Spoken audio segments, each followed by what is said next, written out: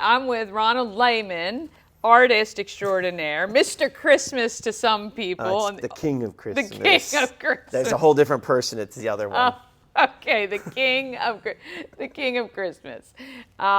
You are just so talented. I'm so excited to be able to feature you on this show. I've worked with you or known you for a long time, off and on, but had no idea all the stuff that you're involved in. So that's why I wanted to do this. So we were talking a little bit earlier. Painting is in your blood, or artistry in your blood, literally. Yeah, my great-grandfather started in 1890. And the odd thing is we don't know who taught him, because in 1890 you just don't, pick stuff up and go. But since then, yeah, continuously going 4 generations. That's amazing. And did your father make a living as an artist as well? Painter decorator. Painter decorator. So a lot more painting, but yeah, and more which would be decorating like this. Yeah. But yeah. He had his own business Dad came back from Vietnam, and I believe it was '69, and started his own company shortly thereafter. Yeah, that's awesome. And so when you were growing up, obviously being around it, it's interesting because sometimes kids divert completely away from what their parents are doing. Obviously, that was not the case. It was the case. Oh, it was I didn't want the anything case. to So do you diverted and you turned. Yeah, I didn't want anything. It's not that I didn't want anything to do with it. I didn't think it was for me. Right. And then I tried to go to college for a little bit, and I'm like, that definitely isn't for me. Let's head back to this painting thing. So, what happened was I started, and then I was young, and knew it all against my dad, and he was like, "Why don't you go do your own thing for a little while?" So I did, because I wanted a bigger business. Right. And for about 10, 15 years, it was a very, very large company. Wow. And then we're just doing regular residential, some commercial painting. Yeah. And then next door to my old office calls me up. He's like, "Do you know how to do that Fox painting stuff?" Fox. I get it all the time. And I'm like, "I'm familiar." And I ended up going over. It was Hollywood Casino in Charlestown. So we did the whole Hollywood Casino. That was like the first casino project. Holy cow. Yeah, so when you go in that big entrance at the main, and you look at all the patina on the walls, that's all me. Then when you see there's like what appears to be poster frames, like aged bronze, that's not. It's wood painted. It's just fun. Yeah. So all of the faux stylings, I think when I first came back to Frederick in 2008 or 2007, you had the faux school. Still do, yep. Oh, okay. Technically, that's where you're standing. That's where I teach classes. Oh, so this is it now. Okay, so at the time, it's where McClintock downtown Distilling is now. I think that was the kind of first time I was like, what the heck is the faux school, right? I didn't know. It started out a weird, I don't even know. Well, I was doing that casino, and then I did some other stuff. Like I decorated, painted all the surfaces outside at the Kennedy Center to look like the marble on the building's facade. And there was painters working there, and there's always painters working around. They're like, "Hey, would you teach me how to do that?" And I'm like, "Sure, whatever." So faux painting was a big thing. I guess that was in the 90s, and then we just called it the faux school. But it's not even that at this. Like we just don't. It's just the school. It's just the school of painting and more like decorative arts. Decorative arts. Yeah, because it's like Yeah, because it is really impressive that you can do things like this with paint and plaster and all of that. So how did that transpire? Did you just look at something and go, "Hey, I think I can do that"? Well, so growing up, even just doing regular painting, but watching Dad, like I wasn't even working for my father. I think it was 2 years before I was allowed to touch like a brush. No joke. It was like scraping, sanding, sweeping, scraping, sanding, sweeping. It stunk. Yeah. But that's what the part of it was. And then, but you're learning. Start looking around. So I took a class from a buddy out in Vegas. It wasn't a buddy at the time, but he's become a buddy. Yeah. Decorated the Bellagio, beautiful places. Wow. And I wanted to learn how to do big walls quickly. Yeah. And then I just started looking around, and I ran into another couple people, started learning from here, learning from there. And I was like, "Well, I have a studio. Why don't you come teach a class?" You're just watching everybody do their thing in the workshop, and it's like, I'm kind of getting paid to learn on top of it. Yeah. So are you from Frederick? Born and raised in Born Walkersville. and raised in, okay, which is pretty cool. You've painted quite a bit in and around Frederick. Things that a lot of people would know, probably don't know you did it.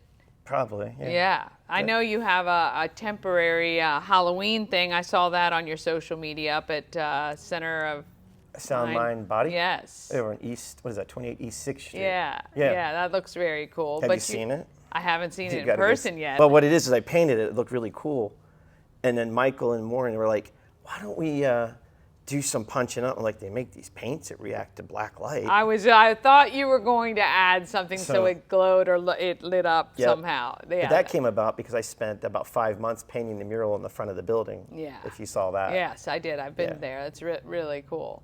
You also painted. So you have wings somewhere, right? Those wings keep changing. I know. Yeah, every season, and there's another set coming for the winter season. Yeah. Other than that, let me think. Another set of wings. I don't know if I have another set of wings. Okay, so just those. He's got one permanently painted on the building, and they got the switch outs. Yeah.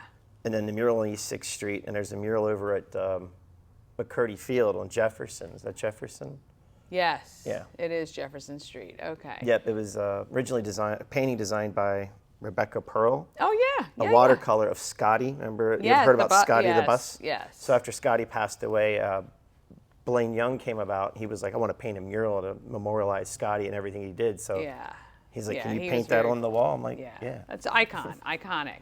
But what's the favorite thing you like to do? Like when you get this job, it's like you're looking forward to it. Are there any in particular, or every job?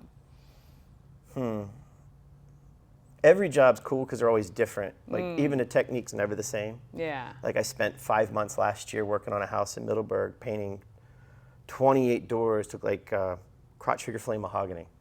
Wow. That was fun, but at the end of it, I'm like, if I see another door, walnut, oak, cherry, anything, it's just a matter of doing. Yeah. And that's kind of like, that's how I think this got, so way back somewhere in the 1800s, I can't remember his name, but he came over from the UK. He would just travel around, but he started up in the New England area, but he would paint cheap doors, took like very expensive exotic doors. And, oh God, I think it was William Wall. And he just kind of worked his way down, and that's kind of, I think how some of this came over a little bit. And then, of course, through Ellis Island and all the craftsmen coming over at those time frames. Yeah, you spend some time overseas, you learn from people who are doing things as well and bring that back. So you have a YouTube channel. Yep, that's how most of my first-time customers and students find me, is YouTube. Yeah, that's amazing. I mean, it's so cool. I mean, not only are you traveling around the world to learn, but the world is finding you no matter where. Do you have a coolest thing you've ever done? Casino ceiling in Alabama. It's 10,000 square feet. By yourself? My brother helped me. What? How is that possible? How is it possible to do a ceiling? I can't even paint the ceiling of my house without cricking my neck or hurting my back or any of that. How is that possible? I don't know. I just do it. You just do it. Yeah, but that's cool because I mean, one, I don't like heights. Two, I was working 60 feet in the air every day on this construction site. It's loud, and I remember it was being immersed in your fear. My God! One I was doing this giant. Part of it had a giant dome. I mean, the dome was so big. If my head was at the top of the dome, there was probably another 10 feet from my bottom of my foot to the edge of the dome. Yeah. If you ever worked inside of a dome, and you're up here, all you hear is noise, and I'm like, John. He's like, dude. He can't hear me. Oh wait, you can. So we were actually using walkie-talkies. Oh wow. And laser pointers. He's pointing. Oh, well, there you go. Yeah. And is it hard when you're doing something on such scale when you're so close to it, like not getting the big picture, or you kind of know where you are in it at all times? It's totally different because on the ground, when you look up, it looks like soft little water vapor creating the clouds. But when you're up high, it looks like somebody just spit. No joke, that's what it looks like. I mean, I use my big machines and for detail, but when you're up close, it doesn't look like a cloud. Right. Because it's like theater. Yeah. When you go to the theater and see the old set painters, if you get on stage, it looks very exaggerated, almost animated. Oh, right. But when you're far 60 feet out in the crowd, it looks real. Yeah. Same kind of, but it's fun. Clouds are amazing because you get to put stuff up in there. Nothing silly, just like fun stuff. Yeah. How can somebody take your class? What do they have to do? Just find you and. Yeah, just the website's thefauxschool.com. Yeah. Awesome. Yeah. Well, if there's one thing you'd want these people to know about you, what would that be? Everybody's afraid to do this stuff. Yeah. I mean, it's just paint. Yeah. So if you make a mistake, nobody's going to be upset about it. Just paint it again. Well, it's kind of like doing this, though. And see, the thing is, you've stepped right into just doing videos and all of that, too. I think a lot of people are nervous about it. They want it to be perfect all the time. I don't really care what happens. So I think that's the same with art sometimes. Like when you have that feeling of you don't need perfection, then I think when you slap stuff on, it just takes on a life of its own. Well, it's like, and you can fix it. There's probably a dozen mistakes on these panels, but if I don't point them out, you're not going to Oh, know. especially me. I would never know. I think it all looks amazing. It all looks like it's got texture and just depth and all that stuff. It's just really unreal what you can do. Well, we're glad you're part of Frederick. Yeah. You make Frederick better, I think. Prettier anyway, even if it's faux or fox, as some people might say. All right, this is Ronald Layman. You can look him up on YouTube, Ronald Layman, and then the Faux School, which is, I'll put it on screen for you. You can look him up. Take a class. Get some art in you, and who knows what you'll be painting next. I want to thank you so much. Appreciate it. Thank you. I appreciate it.